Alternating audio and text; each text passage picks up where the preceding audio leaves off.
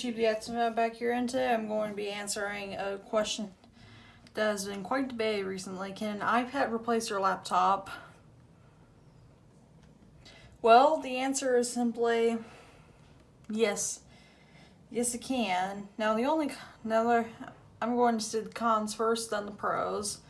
So the cons are of replacing your iPad with is that you have to buy the smart keyboard and the cheapest iPad for the cheapest iPad, which has no trackpad, which costs $329 plus an extra $100 of Prime. If you got a Prime membership, you can get the keyboard for $100, which adds up to another $430.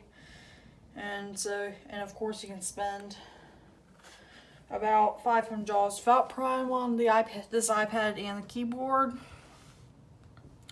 But it is actually, and you also don't get your ports or RAM or enough RAM. Like if you have all kinds of tabs open, it's not going to have enough. You're not going to get that much. It's going to be very slow. Sometimes, and if you got and also there's no like SD card slot or anything.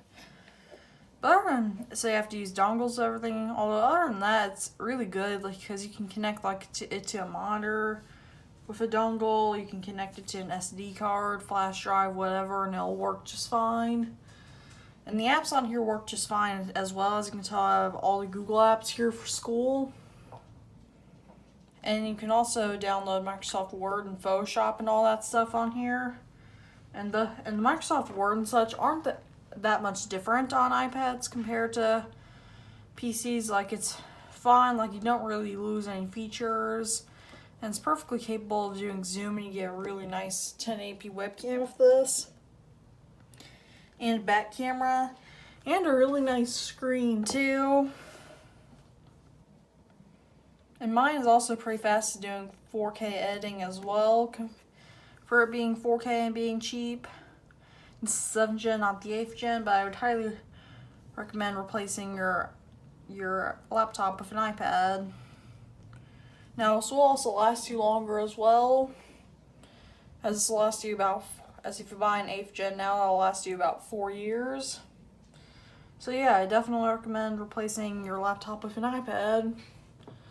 So this keyboard is really amazing. There's no Bluetooth or anything involved. It works fine. So if you have any questions, please comment down below. You can also check out my socials, and I guess that is the end of this video, and peace out.